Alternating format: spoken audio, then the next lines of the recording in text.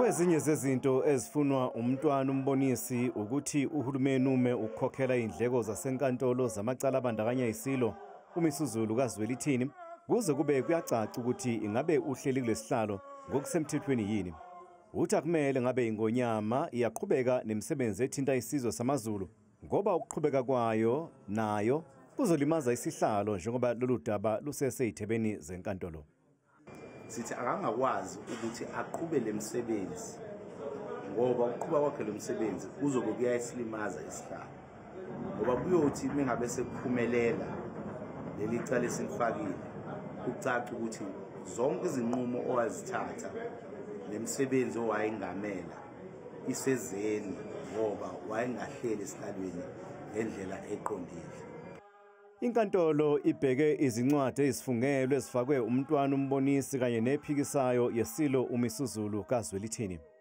Inkantolo ithe ezinye izigaba zencwadi efungelwe kamntwana umbonisi asifanele ukuba ingxenye yecala yabe isiyichitha. Abameli bakamntwana umbonisi bakholwa ukuthi banecala eliphathekayo. Ukuthi kukhishwe lemininingwane elithe ijaji ayikhishwe emaphepheni ethu lokho akuliphazamisi nakancane icala lethu elifakwe indlunkulu. Icala lethu lifakwe indlunkulu lisame njengoba linjalo and siyakholelwa ekuthenini icala eliqinile impela.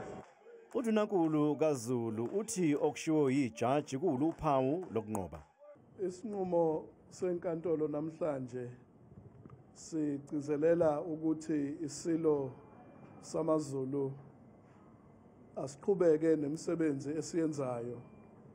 Labo akade bezama ukunqinda amandla esilo ebebefake icala umntwana umbonisi nabanye, ijaji lishilo ukuthi konke lokho kade bekusho akunaso isisekelo emthethweni. Leli cala lizoqala ukuhlala enkantolo kusuka mhla zili-16 kuNhlaba.